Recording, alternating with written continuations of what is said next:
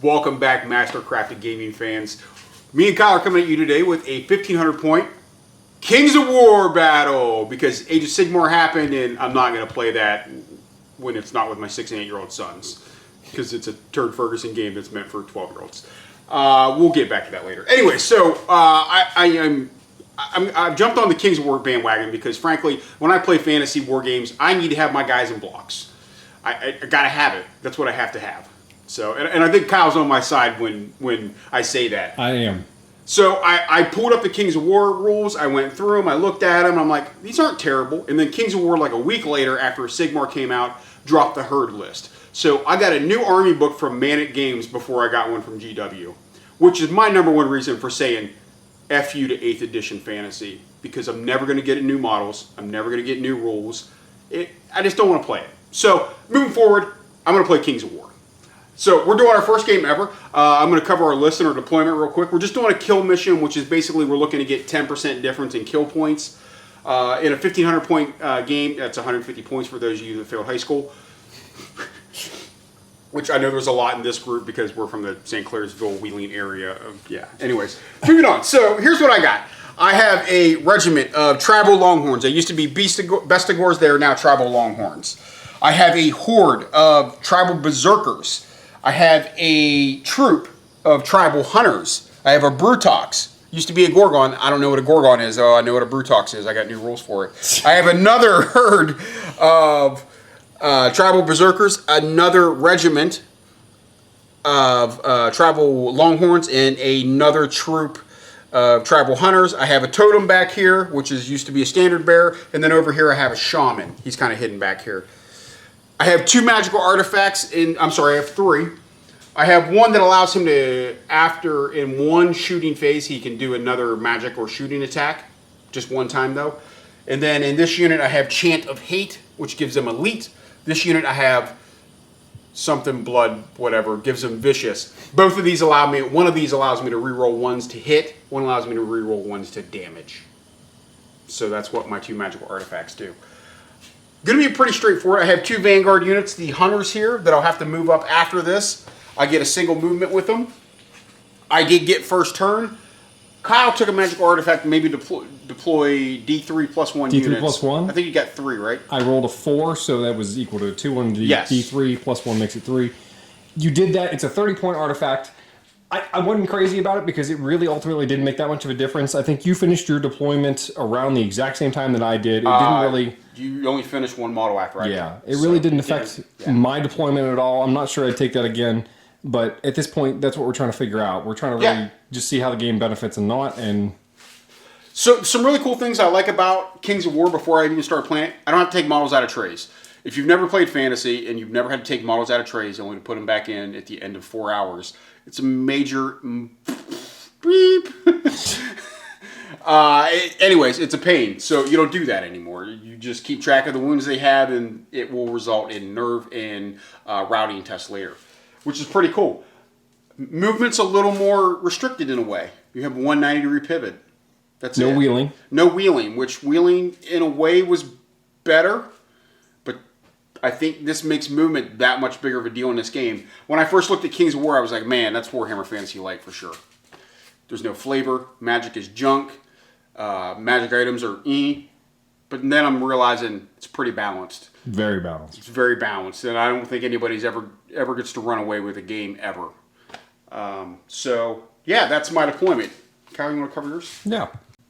How's it going, guys? I want to go over what I've got real quick with you. This is stuff for the Undead is fairly straightforward, and it translates really well from vampire counts.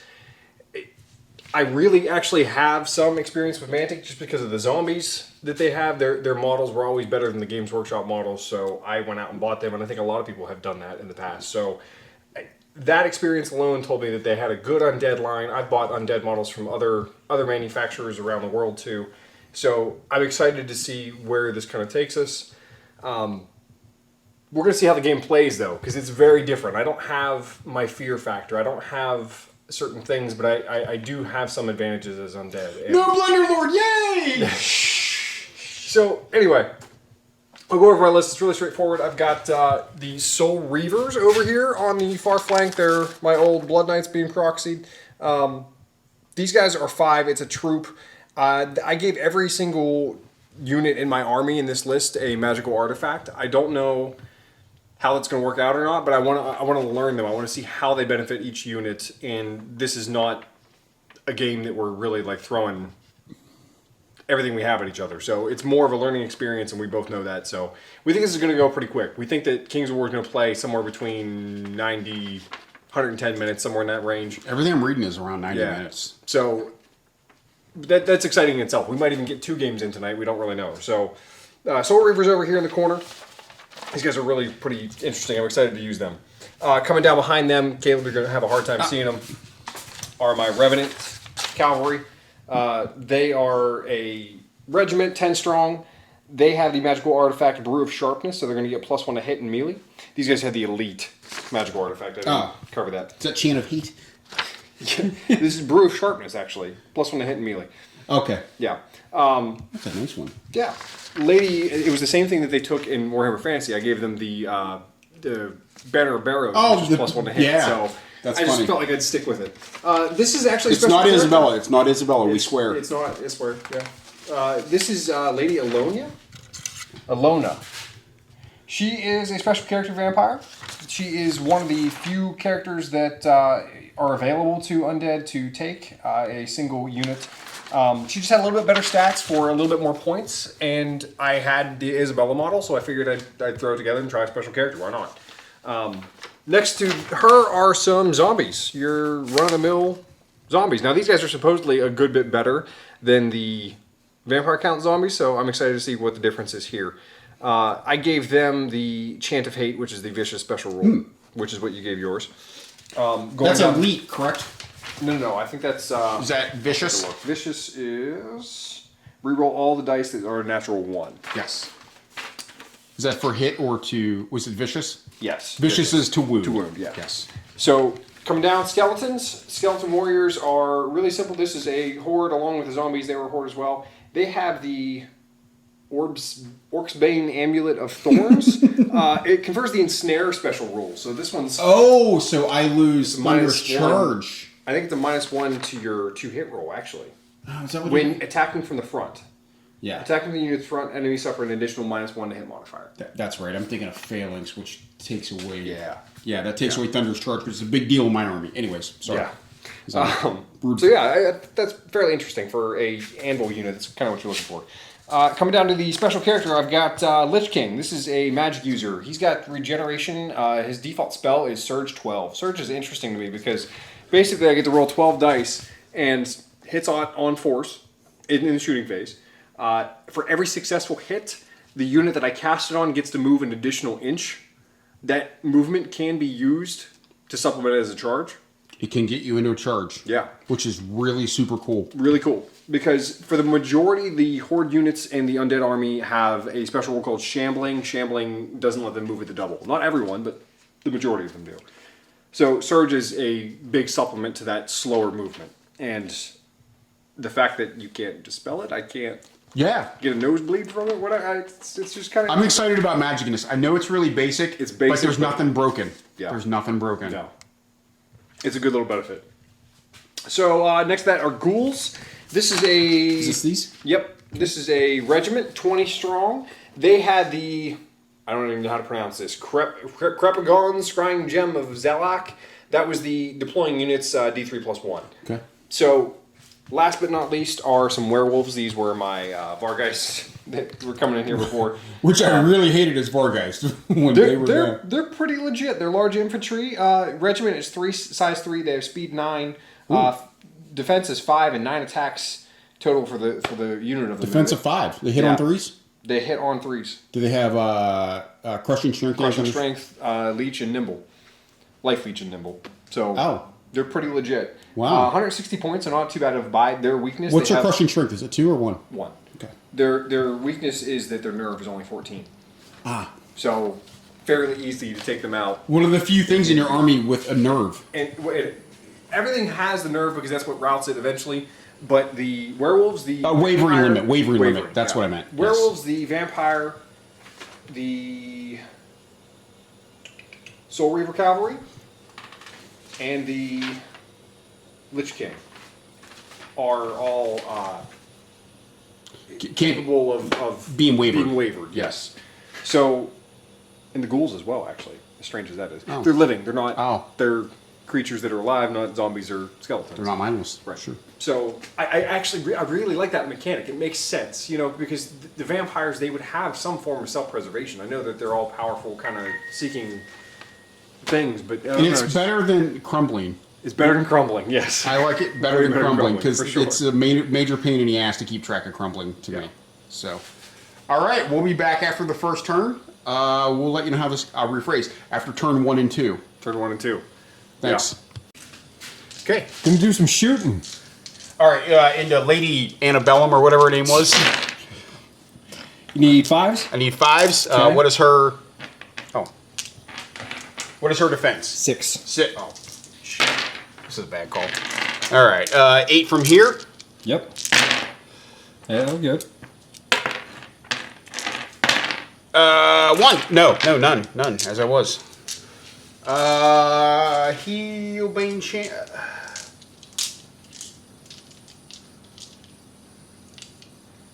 Nothing else I can do. That's it. Turn 1. Turn 1.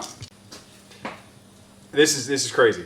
So, very quickly, I decided I wanted to just balls to the wall. I'm going to charge Lady Ilona and move her straight up into the unit here. Individuals don't have the minuses to flanks, but she's obviously quite outnumbered. But I've got my hardest hitting stuff right here, so we'll kind of see if he kind of falls into it. I didn't realize I couldn't cast magic in close combat, or once I was in close combat, because it was, you know, in fantasy that was a kosher thing to do. This didn't really affect anything, but I could have potentially gotten a little bit more off damage-wise because I was going to throw a lightning bolt at them, but I didn't. So, did 3 wounds here. 3, yes. Not a whole lot of damage, to be perfectly honest. I didn't do anything nerve to waver or wise, so he backed up an inch. Still got the 3 wounds on him. It's coming up on his turn. On the far right side of the table, everyone else just kind of moved up. Far right over here, I got Surge off on the ghouls and just moved them forward a little bit further. Werewolves, I tried to cast it on them, but they aren't shambling. I can't cast Surge on shambling. So we're figuring this out just a little bit at a time. Yeah. But it's good time so far. It's quick. We're 13 minutes in. Yeah, so we'll be right back. Holy blazing through this Batman. We just wrapped up turn 3 and 4. Kyle successfully countercharged here. And wiped off my unit of Tribal Longhorns here, and here I had a unit of Tribal Longhorns. Both of them got routed off the table. He rolled 11s on there to get them off the table. He's now got really good charges set up. Here against the Brutox, he I thought I did pretty 7 good here. wounds, which was amazing. He needed to hit on 5s. Actually, I can't believe it. But we made it. Did not get routed there. I think that's it. He had a really good move over here with Surge. He was able, because of the way the multiple charges work in this game, if 2 units are charging the same unit, basically you make space for each other. And you get there's no downside to doing it. It's not the guys in base contact. You get all your attacks. So multiple charges are humongous. I mean, they're not flank charge. The 2 multiple charges I had? Yes. Or the 2 that got routed? Correct. Yeah, I mean, so huge. Big deal. So yeah, we'll be back with it. But I think that was everything, right? That's everything. Yeah. So we'll be back. I mean, it's quick. This is fun. First of all, just it's fun. Anyway, big unit right here. Oh, my berserkers. Got routed. Basically, there's a couple of combats that were going on this side that created some countercharge opportunities for me in my turn. Got in there and was able to rout them. I got some double 6s. Double 6s are money when it comes to your nerve tests. So Yeah, that unit is not available to be wavered, so he needed a 10 or higher. yeah, Deuced it out, man. They're gone. that's dice rolling. Yes. That's good. What I did is I moved forward a little bit with them. I'm primed for a couple of really nice rear charges based on how things are. Nobody's locked. I love that. I love how you're free reign right now to do what you need to do. It's fluid. The zombies in the Brutox are slap fighting each other. Yes. You get this giant thing and then a bunch of zombies and they're just going at it. That's not the matchup I expected throughout the entire No. game at all. Not one No. bit, but that's what's going on. You've got this really nice block here. You're going to clean them up. There's no way you're not going to. Well, I hope so. Ghouls, I was not able to get in there. The werewolves back there, I was not able to do anything with. So we are. What turn is this? This will be going into turn. That was 6. So this is 7 and 8. Okay. We're 3 turns in normally, but you've had 3 Top turns. I've three, had 3 yeah, turns. So 3 and this will 3. be turn number 7. Yeah. So. All right. Okay, we are back. Bottom of turn 7 and 8. So this will be bottom of turn 4. Here's what we have. He just routed my last unit of tribal hunters.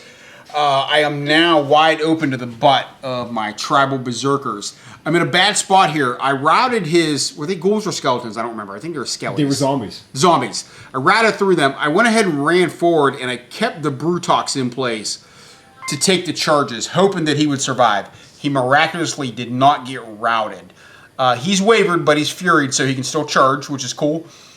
I'm in a bad spot here, though, because all I can do is pivot. I have no charges. I'm stuck for a turn, which is not good. Not good at all. Not good. Over here, she's Countess what was Ilona. Ilona. Went ahead and whiffed bad. Only did another wound to him, I think. Or did you Yeah, I did 2. 2, okay. He was fine in the nerve check. I'm getting down to the nitty gritty. I'm in a bad shape, but we'll see what happens. I think that's it, right? Yeah. Yeah. He had 2 really good charges here, one to the front, one to the flank. This is our first flank charge. Actually, Yeah. the werewolves made it from all the way over here. Yeah, he was on the button at the 18 inches. I mean, that was Yeah. that was every bit of movement he had, and he had it. But he stuck. He stuck. So, Yeah, that was a big deal. Yeah. So we will be back with the bottom of 5. All right, so as far as game-wise goes, we got 1 more turn each before we roll to continue. Things are really kind of winding down at this point. The Brutox got taken out in the last turn. He did a counter charge against the Soul Reavers. Didn't do what you wanted to do. I think you caused 1 more wound additional. Yeah, I just whiffed on wounded. Yeah. I had good hits. I whiffed on wounded bad. So And they're tough. They're a 6 up for their damage, Yes. so you got some bonuses to that. You made it a 4. I think you got 2 out of it. So it wasn't great. yeah, but I still had like 6 hits. It just didn't. Yeah. Because there's no multi-charge in this, the werewolves were able to get a full complement, again, an additional flank charge. Yes. Which was a big deal there, because this time I think they had 7 or 8 additional They damage. did 8 wounds this time. Yeah, because I had 10 on. You took me up to 18. So He did some fantastic healing. With regeneration, I think you got 5 wounds back. and then I got And then 3 you more cast back. heal. Yes. So there was this real back and forth that's kind of hard to capture just in this recap of the video of how down the Brutox was originally, how much he regened it back, healed it back, got it into good shape, and then I attacked it again and just brought it down this time. I got to tell you, real quick, I love the Brutox versus the Gorgon. Sure, yeah. Anyways, And to be fair, these are probably 2 of the toughest units that I could throw at them. They're the troop versions. They're not regiments or hordes, Yeah. but still, some of my more elite units. Revenant Cavalry haven't been able to do hardly anything. They're just kind of trying to get back into position here. We've got 2 enemy units for me to get off the board. The Standard Bearer was taken down. yes. I don't get a bonus 100 points. The ghouls, I've been really unimpressed with the ghouls, to be perfectly honest, but I kind of thought that I would be. So they went after the mage character. I don't know The name. shaman. Shaman. Just a shaman. And did 2 additional wounds there. And we've basically got the 40 big. Yeah, I boy got the here. 40 berserkers left. I need a miracle at this moment.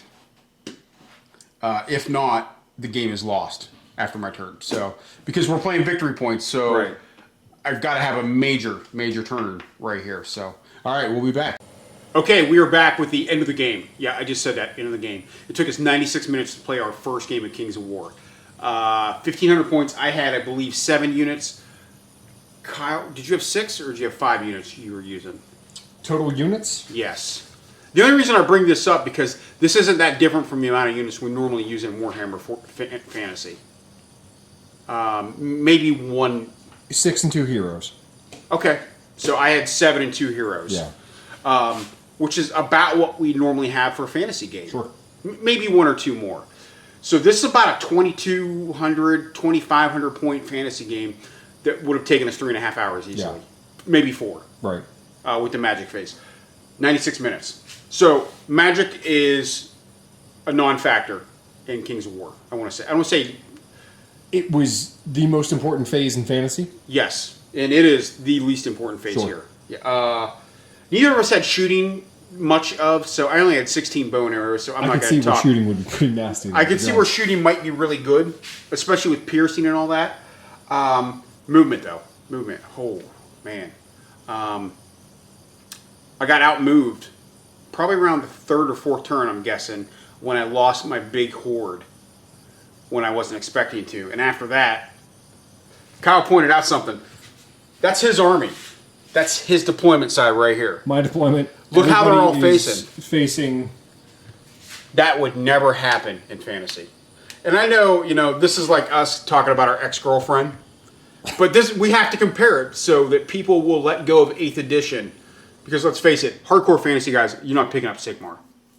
I mean, most of you not for your hardcore fantasy guys. You want your blocks, you want your units, you want your pivoting, you want your wheels. You're not going to get in Sigmar. I played it. Not going to happen. This is a good substitute. It really is. Movement. Whew, wow. I underestimated how big a deal it was.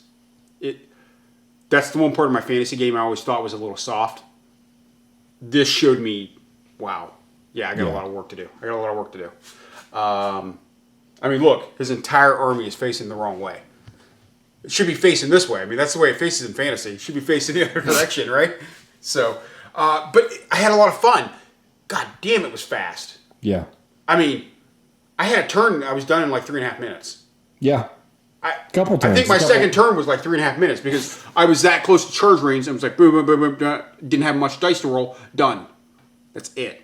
I love the nerve mechanic. It worked against me on 2 different occasions, but I love the nerve mechanic. The nerve mechanic is what lost the game for you. Yes. Unfortunately, it was good for me. I rolled 2 6s in a situation I needed 10 as my total. I rolled 12, but at the same time, I mean that's going to happen. That's going to happen. Absolutely. It's great. It's Yeah. really. I really enjoyed the crap out of it. I really did. I also like the fact that we're 96 minutes in, and I can't stress that enough. Yeah. We can play another game. Right. We can play another game. So that's pretty neat to me. Yeah. That would never happen in fantasy. Right now, in fantasy, this size points, it's probably 11:30, and we're hopefully at least done with turn 4. So, actually, no, 96 minutes in, no, we're done with turn 3 at best. Still in 2, we're done with 3. Yeah. So, yeah. So, cool. I loved it. I don't know what your thoughts were. You want me to take camera? I did, yeah. Yeah. Cool. Sorry. I'm going to have to edit that out. My big hand in the... It's cool. To me, it was similar. It compared fairly well. The concern that I had was losing the fluff and losing the storyline of the characters that I fell in love with over the years of following fantasy. And the thing about this game that I have not even scratched the surface on is the storylines. I don't have a clue about what's going on. I don't know who Lady Ilona is or what she's done or any of those things. So that's a big part of what might draw me into it even more. I haven't collected any of the models aside from the zombies, and the zombies were purely aesthetic reasons. The thing that I find interesting is that the 2 horde blocks that I took are the ones that got routed, and all of my elite stuff is still on the board. To me, I played the game right, if that's the case. But we don't know how this is going to play out in the future. As far as vampires go, they were really the draw to me to a fantasy army in the first place. I think with fantasy, everyone has that sort of element that they really kind of latch onto. It's different from a sci-fi universe because in a sci-fi universe, you can relate to an army or a faction and get a lot more out of them from the overall feel. But with fantasy, you fall in love with fantasy for a number of different reasons. Most of us, even the sci-fi players, tend to like fantasy, or at least it stems from it. Most of us started out with either Tolkien or Forgotten Realms, Dragonlance. Right. When in Lord of the Rings, when they go into the cave, the dead, and they wake all those guys up, like I'm sitting in there like a little kid, giddy as can be. So for me, I like that. I would really like to see Mantic come in and continue to expand what's available for these armies. I'd like to see more units. I'd like to see more magical artifacts. Those are things that expand on the game to give you little edges here and there, but they don't break anything. And that's a whole different feel from 40k. And the fact that you can add, or not 40k, but fantasy, the fact that you can add a magical artifact to each unit. That's a neat mechanic. It's a neat mechanic because... And none of it's broken. None of it's broken because it's all main rulebook stuff. Yeah. If there were things from individual armies that were available, that's where all of a sudden you might see power fluxes. Because if one army gets something that suddenly is more powerful than the others, that's when people start saying, oh, you have creep going on and there's back and forth. But everything that's available to you is available to me. And I can place them on for the same number of points regardless. Yeah, you did something with the Soul Reavers where you put the elite on it, and there are already 3s to hit. Right. And I didn't even think to look for that in my army. And it should have went on my Longhorns, not my Berserkers. Yeah. Because mathematically, it's much better that way. That's a good combo. It's still 35 points. It's not like it's cheap. It's not cheap. But that was the other part of the factor. Because you take these things in hordes, I can't just throw extra points to say, oh, well, I'll just add 6 more skeletons. Yeah. It doesn't work like that. You buy it in a block of points, and this is what you have. So when you agree to a certain set number point a game, we did 1,500, and you're at the end of your list, you've got the main units in place, and you say, I've got 100 points to burn. The magical artifacts is probably where you're going to go just because of how points and list builds work. And while I put it on almost every single unit, I'm not sure I would do that in the future.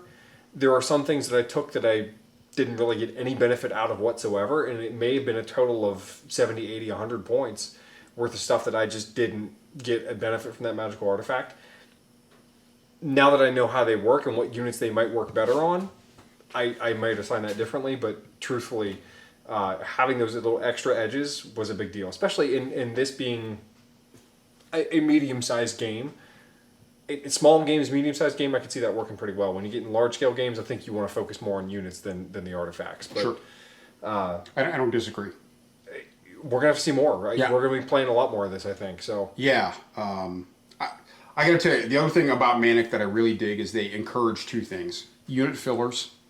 So if you want to have a block of 40 guys, you really only need 20. They actively encourage you to do dioramas. Sure. And 2, their army boxes are friggin' steel. Yeah. They really are. If doesn't matter, the new Abyssal Dwarfs one I watched the unboxing of, it's $124. Yep. It's a complete army. It's 1,000 points. Yeah.